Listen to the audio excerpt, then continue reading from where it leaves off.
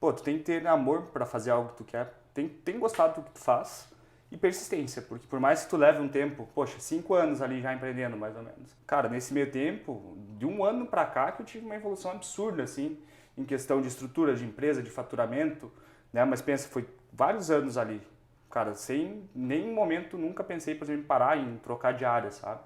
Então, eu acho que é muito isso, focar e ter essa resiliência e acreditar no que tu tá fazendo, por mais que tenha um custo nisso.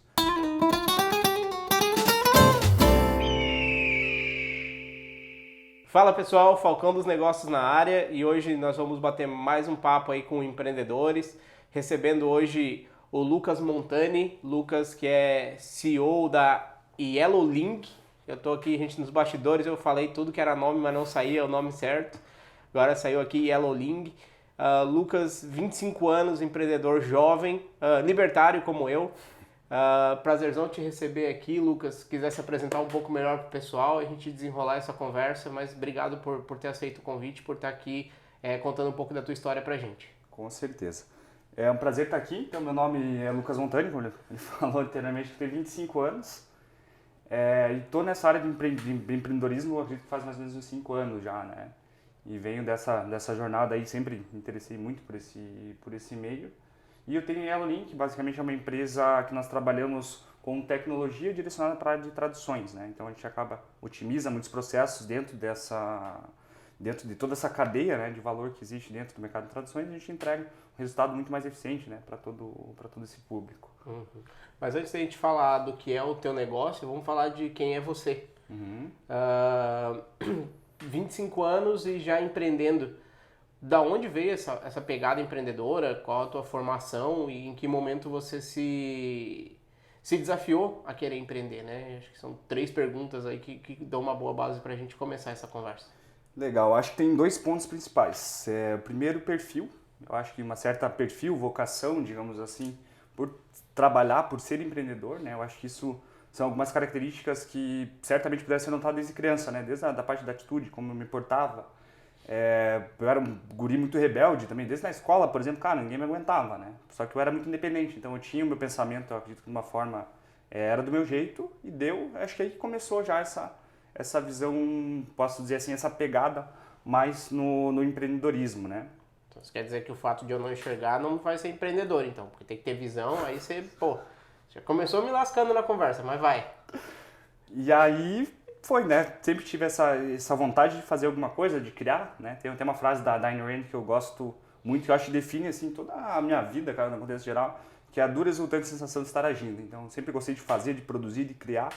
E aí, claro que nesse caminho, uma trajetória muito grande. Sou muito novo, mas já fiz muita coisa. Já com 20 e poucos anos, fui morar fora do país sozinho, juntei dinheiro, fui, cara, não falava o idioma. E foi uma experiência, assim, que eu acho que de crescimento absurdo de toda essa jornada, né? Uhum. Tu tem alguma formação específica, graduação? Formação, não. Fiz 1 ano e pouco de comércio exterior. Pensei, cara, deu. Aí viajei também, sempre quis fazer engenharia civil, na verdade. Fiz, na época, vestibular e tal. Sorte que eu não fiz, porque eu ia fazer na UFSC ainda. Então, imagina como que, não sei se... Enfim, acredito que não era muito meu perfil, aí acabei não fazendo, fui viajar e não fiz comércio exterior 1 ano e pouco, mas mais por algo que eu queria estar agregando conhecimento, não por necessidade, por exemplo, quero ter um diploma ou alguma coisa do gênero. Uhum. Isso traz uma discussão que é bem longa sobre para ser alguém bem sucedido, necessariamente o diploma não é o caminho, né? Ele pode ser um meio, mas ele não necessariamente é o único caminho, né? E aí você foi morar fora, voltou ou abriu a empresa fora? Como é que foi esse processo antes da Yellow Link? Perfeito. Ó, saiu de novo. Pá, não vou errar até o final da entrevista. Não, vai O dar desafio certo. tá aqui. Foi um processo que eu eu tive uma outra empresa de traduções antes de trabalhar de fato com a Yellow Link, né? E ela surgiu por 2 pontos. O primeiro, poxa, sempre adorei empreender, já tinha empreendido com algumas coisas antes. Trabalhei com imobiliária, tive uma imobiliária, trabalhei com construção civil já, construção de estrutura metálica, fui projetista. Trabalhei também como uma empreiteira, né? Então eu fazia venda, por exemplo, de uma obra e terceirizava, né? Isso, super jovem também. E aí chegou um tempo que, cara, eu pensei, não estava me encaixando no lugar que eu estava, né? E aí eu pensei, cara, não quero fazer algo diferente, não estava fluindo as coisas da forma que eu queria. E eu estava num processo já de buscar documentação para fazer minha cidadania italiana, né? Isso foi um processo longo, consegui a documentação, eu pensei, cara, sabe uma coisa, vou viajar. Aí comprei a passagem, avisei minha família, falei, cara, daqui 6 meses tô indo morar fora, né? E aí o pessoal, não acreditaram, né? Deu final do ano, deu março, aliás, eu peguei e tal, fui para lá. Foi uma experiência assim, transformadora, só que nesse meio tempo, fui para lá e tal, tive muito perrengue nesse caminho, porque pensa, um cara jovem, sem falar o idioma, meu inglês era horrível, meu italiano nem se fala, tinha feito acho que 2 meses de aulinha de italiano, que você não aprende nada, tu aprende a falar buongiorno e pedir café só, né? E aí nesse processo, cara, muito perrengue e tal, e aí, poxa, foi lá que chegou um tempo que, acabou meu dinheiro, né? Eu fazer o quê, cara? Até eu contei uma história num outro podcast que eu participei aqui, cara, eu cheguei lá, e aí pensei, cara, eu preciso fazer alguma coisa, imprimi um currículo, né? Cheguei e imprimi um currículo em italiano e tal, bonito, coloquei a fotinha. E aí fui entregar esse currículo. Eu imprimi 30 folhas, de quantas que eu entreguei? 2. Nenhuma. Nenhuma? Eu saí com a folhinha na mão. O currículo teu italiano era tipo assim, fala italiano, não entendo, não consigo, só consigo ler, eu consigo falar e não consigo traduzir. É bem isso aí. E aí não entreguei nenhum. Dei a volta na quadra assim, eu pensei, cara, não tenho perfil para isso. Não sei se era talvez uma segurança até de trabalhar com o público, alguma coisa assim. E aí eu pensei, cara, preciso fazer alguma coisa. E aí eu lembro, eu tive esse insight de começar a trabalhar, intermediar esse processo de traduções. Então aí na época eu criei um site no WordPress. Eu mesmo criei, fiz tudo lá, montei a marca, a logo, ficou linda. Pô, nem tinha nem Canvas, acho, naquela época, né? Então... Aí eu montei a logo, montei o site, comecei a fazer esse processo. Então eu achei uma empresa lá do Rio Grande do Sul que ela fazia esse processo de tradução. E aí eu peguei e fazia a venda para o cliente que tinha interesse em comprar as traduções. Começou por ali e tal. E aí nesse meio tempo eu fiz uma parceria com uma influencer digital. Isso teve um boom bem legal, cresceu muito assim as vendas, né? E aí nesse processo, beleza, pensei, tem uma oportunidade aí nesse mercado. E comecei a estudar o resto do mercado, realmente a estudar, ver como que o resto das empresas trabalhavam. E tanto que, por exemplo, essa empresa que me atendia no começo, ela chegou a um ponto que ela falou, Lucas, eu não posso mais te atender. Porque eu mandava assim, cerca de, 50 orçamentos por dia para os caras. Eles tinham que fazer todo um processo de análise manual dessa documentação. Então, hoje, a maioria das empresas no mercado fazem isso. Eles contam quantos caracteres tem na primeira linha do documento e aí multiplicam pela quantidade de linhas para chegar na quantidade de palavras, letras na documentação para fazer o orçamento. Então, imagina, é bem arcaico e tudo isso tem um processo que é custoso. Imagina o tempo que os caras perdem para analisar essa documentação. Aí eles falaram, Lucas, sem chance, cara, não consigo te atender porque tu me manda 50 orçamentos e tu fecha 2. E aí, como meu preço era ruim, eu tinha que pagar a influência na margem dela, a minha margem e o preço dos caras era ruim já, né? Quer dizer, tu já deu uma boa dica para quem não quiser usar o teu sistema. Quiser usar o sistema tradicional, a primeira linha bota alguns caracteres maiores e com bastante espaçamento. Aí ele já vai fazer o cara vai economizar lá no final. Baita dica. Baita dica, mas não funciona.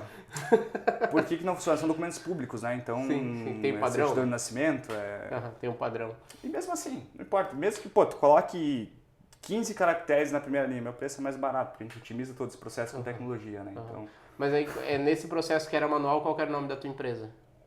Era E-Traduções Juramentada. Nome gigantesco e tal. E aí era uma empresa convencional, comecei a fazer esse processo, tanto que eu demorei acho que 1 ano para abrir a empresa, porque eu morava na Itália, né? Eu estava com esse processo lá, rodando aqui no Brasil, comecei a fazer lá também, então eu sempre fui muito, até eu brinco assim, é falta de noção que eu fiz. De morar para lá, não recomendo, nunca façam isso na vida de vocês. Mas me coloquei, me desafiei, digamos assim, e comecei a fazer no Brasil, comecei a fazer na Itália também, aprendi como funcionava o sistema lá. E quando eu vi, beleza, tinha um faturamento legal no Brasil, um faturamento legal na Itália também, só que a margem de lucro era muito baixa, porque era muito processo envolvido, era muito atendimento, muito suporte. E eu não tinha estrutura também para estar criando um suporte naquela época, questão financeira principalmente. E aí nesse meio tempo eu fui, sempre faço essa história de ser meio doido que inventa moda, né? Comecei, me estabilizei, fiquei mais tranquilo, eu pensei, não tá bom, cara. Inventei de ir para os Estados Unidos. Peguei, comprei uma passagem algumas semanas antes e... Aí já pelo menos sabia pedir um McDonald's. Aí não sabia. Era só bom dia e pedir o café, tá valendo? Já tinha o café da manhã e o almoço já tá. Exatamente. Aí fui para os Estados Unidos e fiquei lá 3 meses. Só que eu fiz uma cagada absurda. Eu, como eu fiz a cidadania nesse processo todo, cheguei lá e aí eu fui com o ESTA, que é uma permissão para você viajar quando você é um cidadão europeu, né? Não é um visto. Cheguei lá, aluguei casa e tal, fiz o site da empresa lá, comprei domínio, pensei, pô, agora vai, né? E aí, nesse meio tempo, deu os 3 meses que eu podia ficar com o visto que eu tinha. Eu pensei, vou procurar um advogado, vou fazer um curso, alguma coisa e vou ficar por aqui. Que eu sempre amei por causa dessa questão de liberdade libertária. Cara, meu exemplo de moralidade de país, assim, vem muito dos Estados Unidos, que eles representam para o mundo, mas tem várias falhas, né? E aí, pensei, cara, amo esse lugar, fui para Atlanta. E aí, deu os 3 meses, falei com o advogado, ele falou, Lucas, seguinte, cara, tu não tem visto. Então não tem como tu trocar o status do que não tem, tu tem uma permissão para estar aqui. Logo tu vai ter que sair, vai ter que ir embora e fazer a aplicação do visto lá no consulado do país de origem, né? Eu pensei, puta merda, beleza, tranquilo, né? Vai dar boa. Fiz o agendamento do visto lá em Roma, voltei para a Itália na sexta-feira e aí fiz a aplicação do visto na segunda. Só que eu já pensar, cara, que pô, os caras poderiam não aceitar, porque eu acabei de sair, não tinha um motivo óbvio para por que eu queria ficar mais 6 meses lá, por exemplo, né? E aí acabei indo, negaram meu visto. Eu pensei, cara, e agora? Com tudo rodando lá já. Tudo rodando, com apartamento alugado. E aí eu pensei, cara, e agora? E foi nesse meio tempo que eu voltei pro Brasil, que foi quase no começo, no final do ano, um ano antes da pandemia ali, né? E aí voltei pro Brasil, fiquei um tempo aqui, comecei a estruturar mais esse negócio e comecei a entrar mais para a questão da área da tecnologia, né? E como que começou a minha jornada dentro da tecnologia? Eu, desde criança, por exemplo, eu sou um cara que utilizou o Windows 97. Você deve ter utilizado também, né? Sim. E, então, desde criança, até eu brinco assim, que eu adorava ir na casa da minha avó. Porque lá tinha internet de escada e computador. Então, eu ia lá, dormia, 9 horas estava dormindo, dava meia-noite, ela dormia, eu acordava, ligava o computador e ia lá jogar alguma coisa, né? Só no pulso só. Época do pulso. E aí foi isso, então sempre tive essa afinidade, gosto com tecnologia e processos, sempre fui, até quando eu era criança sempre desmontava tudo, por exemplo, deixasse uma TV lá eu sozinho, se ia chegar a TV estava desmontada, né? E aí foi isso, comecei uma vez, lembrando dessa história, como que eu entrei nessa área de tecnologia, né? Uma vez eu utilizava um aplicativo que era o WeSpeak, que era um aplicativo que era utilizado assim para praticar inglês, e eu conheci uma menina lá. E na época, ela tinha 16 anos, não sei por que eu criei o LinkedIn e adicionei essa pessoa lá. E voltei para cá, comecei a movimentar meu LinkedIn e vi a foto dela lá. Desenvolvedora do estado de Roraima e tal, não sei o que. Eu pensei,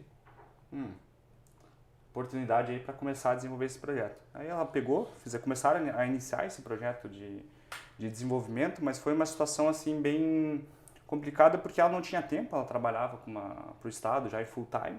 E ela fez um protótipo da ideia que eu tinha desse projeto, né? E aí, passando o tempo e tal, ela fez o que não funcionou direito, porque os requisitos que eu tinha para esse sistema era muito grande, né? E foi indo, eu pensei, cara, preciso contratar gente. Contratei 2 desenvolvedores na época, não tinha dinheiro. Tipo, cara, sempre o caixa apertado, não tinha... Se parasse um mês o negócio, não tinha o que fazer. Desculpa, só não sei o que me surpreende mais, o desafio de empreender ou saber que existem desenvolvedores em Roraima. Nem sei se existe o Roraima, né? Porque eu nunca vi. Até eu ir pra lá, não vou acreditar. É do lado do Acre. Se achar o Acre, acha Roraima. Sacanagem. E aí, nesse processo, contratei essas 2 pessoas e, cara, eles eram totalmente iniciantes. Os caras não sabiam, tipo, eram esforçados, trabalhavam, mas não tinham o know-how técnico que eu precisava para desenvolver o que eu estava pensando com a estrutura que demandaria, né? E ficamos, acho que 1 ano e pouco naquele desenvolvimento ali. Tanto que hoje eu posso dizer que eu programo.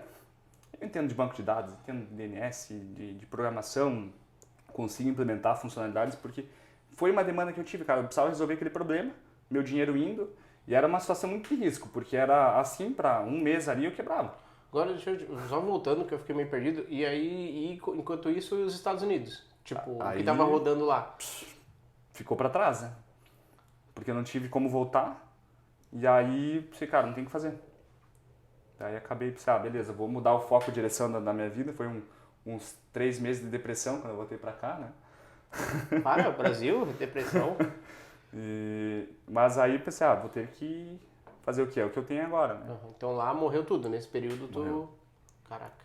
Mas morreu em aspas, entre aspas, né? Porque eu falo assim, essa visão que nós temos do projeto de ele se tornar algo global veio disso aí, dessa experiência que eu tive que eu sei que é possível. Já empreendi, por exemplo, na Itália, né? Quando eu comentei antes, nos Estados Unidos também comecei esse processo, não cheguei a implementar de fato, mas eu fiz esse caminho quase até um lançamento no produto, digamos assim. Né?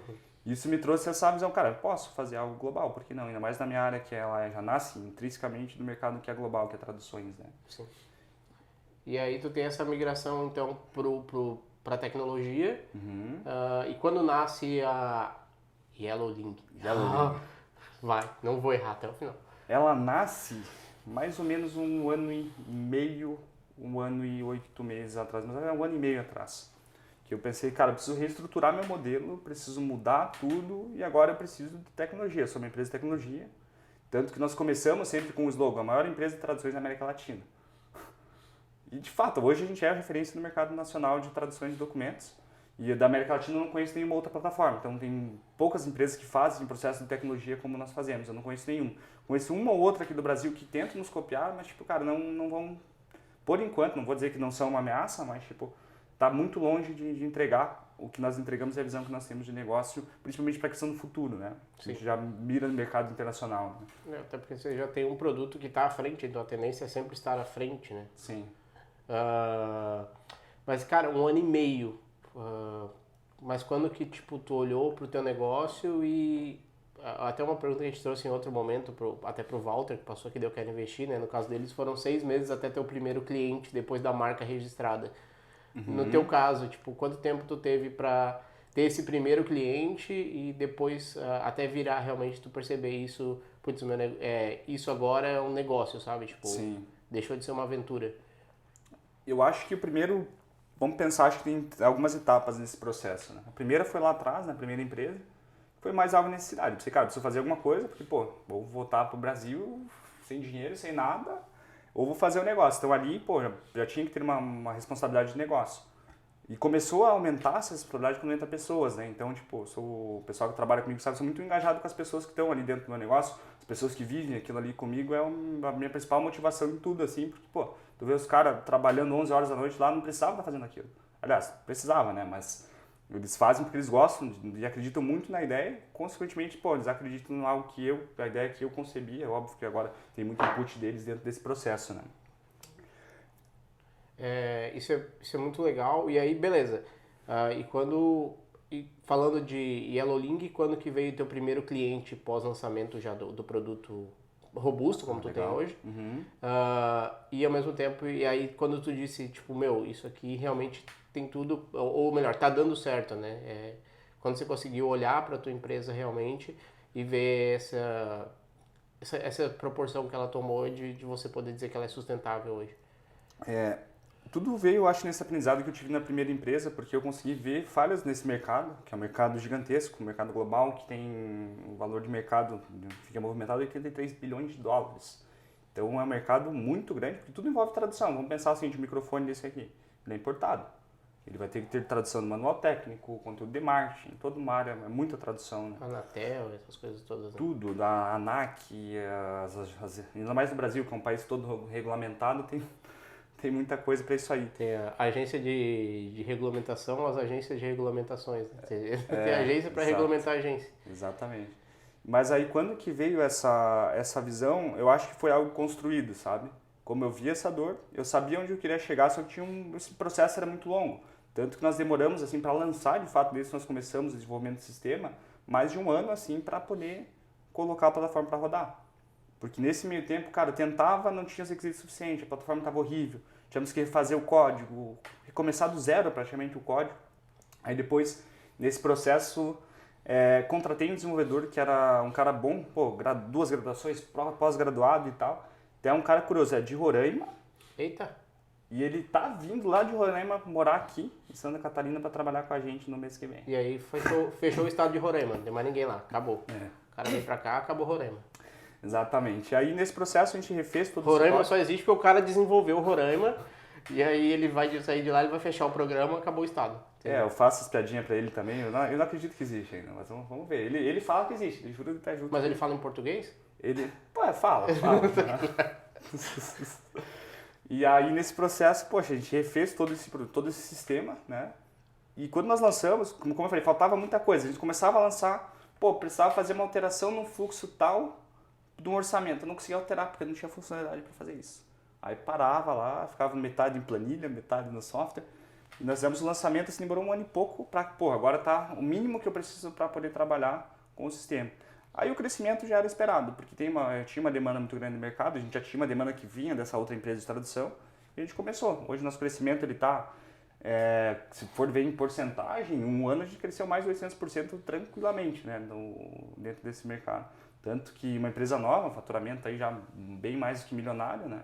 Uhum. E, pô, eu acho, foi nesse ponto ali mesmo, quando entreguei o básico que eu precisava para performar no mercado, né? Não, legal. Pelo que a gente conversou aqui antes, que eu estava tentando entender o teu negócio, o que você criou hoje, a grosso modo, e aí tu vai esclarecer ele um pouco mais pra gente, você desenvolveu o Uber da tradução. Eu não gosto dessa abordagem, porque nós somos Obrigado, é isso aí, hoje foi...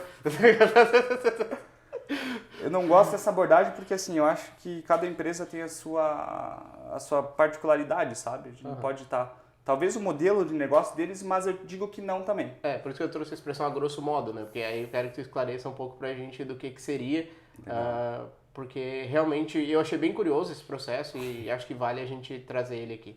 Maravilha. Hoje a gente, vamos pensar o seguinte, a grosso modo também, qual que é o objetivo das empresas? São duas empresas ali, como comentei antes aqui, nós queremos um ecossistema para o mercado de traduções. Então vamos pensar o seguinte, dentro desse mercado nós temos vários stakeholders, várias pessoas que participam desse processo, que são tradutores, intermediários, empresas, o cliente final, às vezes é um cara que faz a indicação, o cara que faz... Enfim, tem muita gente envolvida. Nosso objetivo é integrar todo mundo nesse ecossistema, né? Só que qual que é o diferencial hoje, assim, vamos pensar uma diferença entre Uber ou uma plataforma de intermediação como... Airbnb. Airbnb, ou talvez tenha até uma, que eu conheço até o do Alan, do 20 Pila, sabe? Sim. A questão deles, eles só fazem intermediação e se conectam as pontas. Nós não.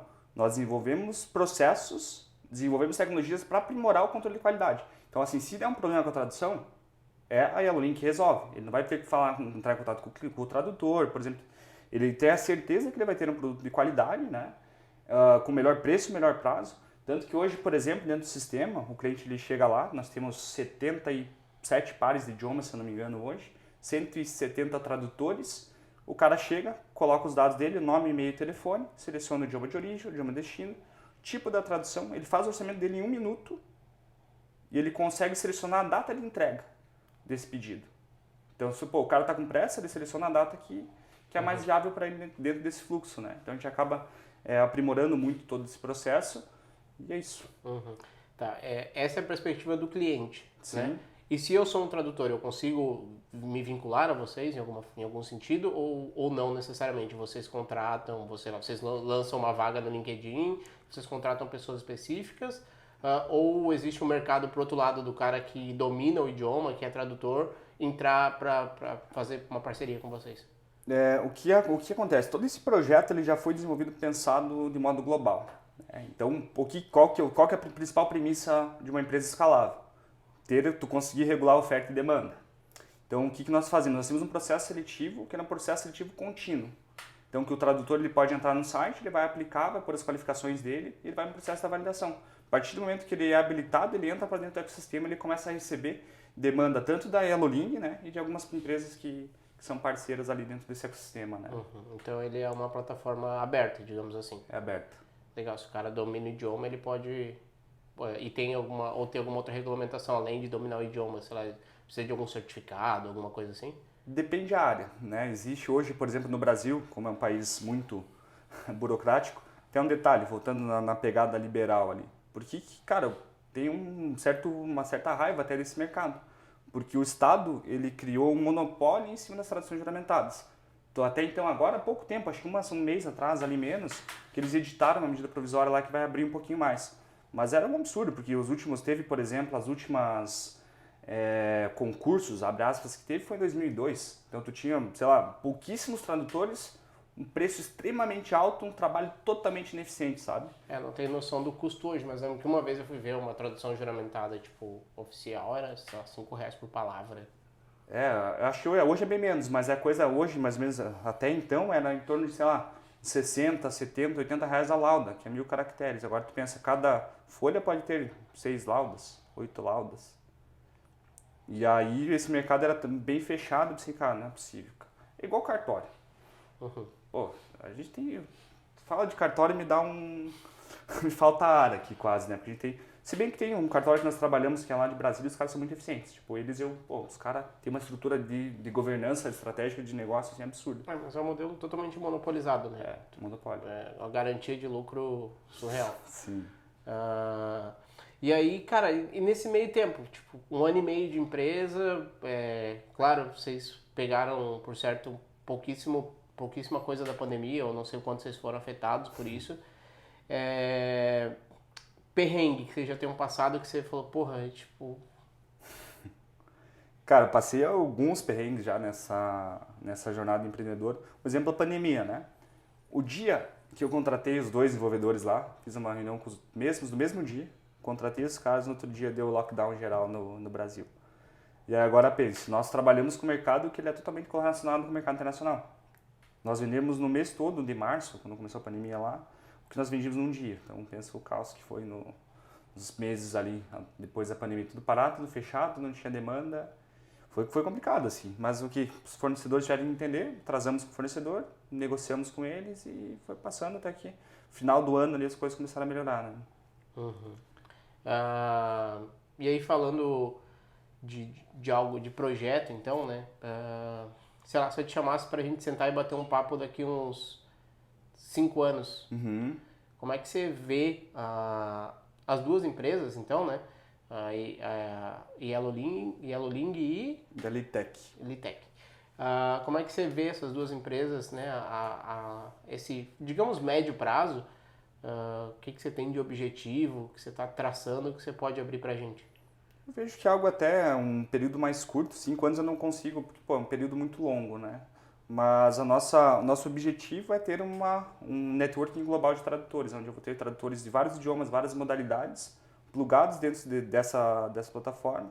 E basicamente a gente vai trazer uma infraestrutura para o mercado de traduções. Que envolve o quê? A parte de tecnologia para revisão de processos, aprimoramento de tradução, enfim, toda a área tecnológica, a gente quer focar muito em tecnologia para impulsionar esse mercado, né?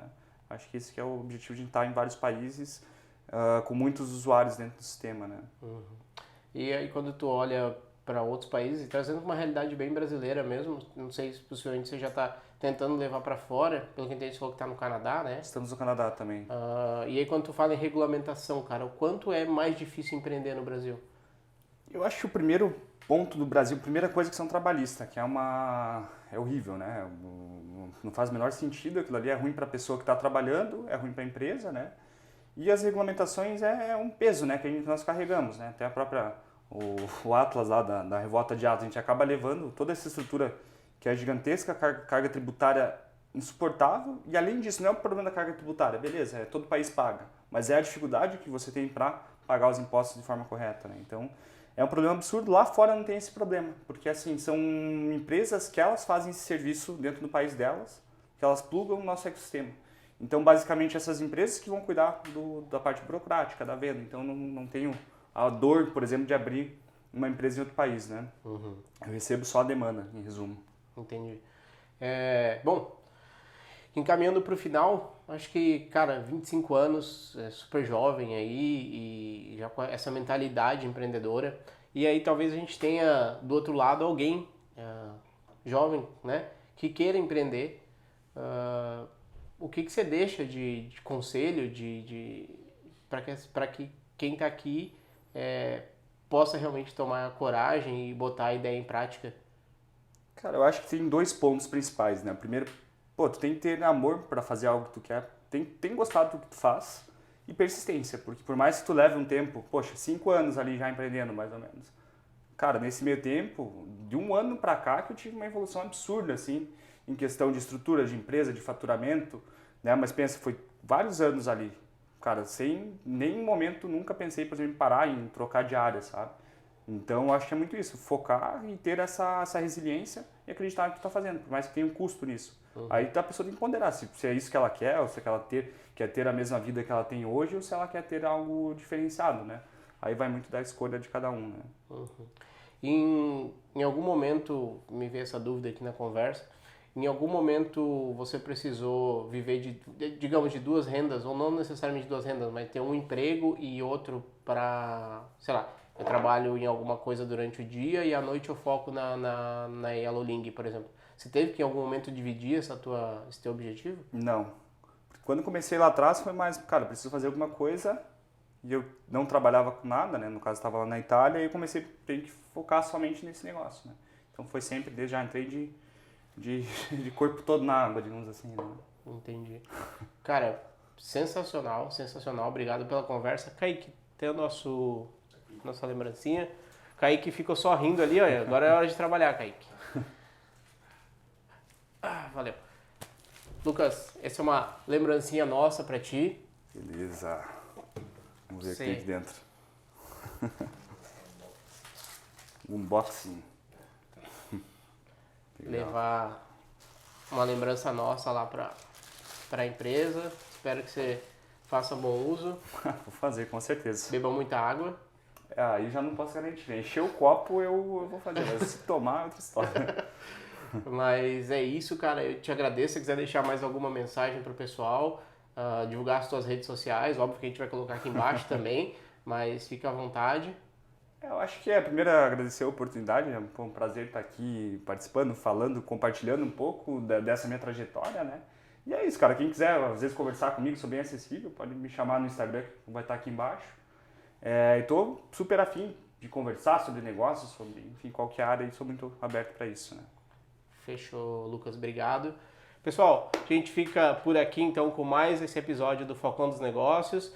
Deixa seu comentário aqui embaixo, sugira também pessoas para que a gente possa conversar e a gente se fala no próximo episódio. Abraço! Abraço!